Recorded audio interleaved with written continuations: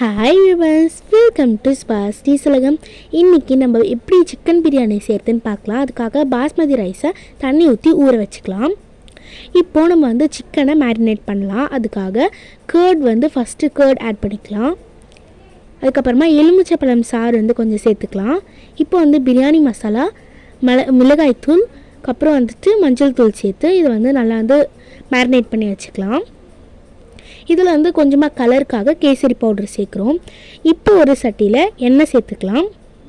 தேவையான அளவு எண்ணெய் சேர்த்துட்டதுக்கப்புறமா இதில் இந்த ஸ்பைசிஸ் வகைகள் அதெல்லாம் சேர்த்துக்கலாம். இப்போது இதில் தேவையான அளவு வெங்காயம் சேர்த்துக்கலாம். வெங்காயம் நல்லா வதங்கிட்டதுக்கப்புறமா இஞ்சி பூண்டு பேஸ்ட் சேர்த்துக்கலாம். இப்போ புதினா சேர்த்துக்கலாம். கொத்தமல்லி புதினா சேர்த்து அது ரெண்டும் வதங்கிட்டதுக்கப்புறமா நம்மளுடைய நறுக்கி வச்சுருக்க தக்காளி சேர்த்து அதையும் நல்லா வதக்கி விட்டுக்கலாம். ஒரு பச்சை மிளகாவை சேர்த்துக்கலாம். இப்போ நம்ம மேரினேட் பண்ணியிருக்க சிக்கன் எடுத்து உள்ளே சேர்த்துக்கலாம். இப்போ இதில் நம்ம அரிசி ஊற வச்சுருக்கோம்ல, அந்த அரிசி எடுத்து உள்ளே சேர்த்துட்டோம்னா நம்மளுடைய சுவையான பிரியாணி ரெடி.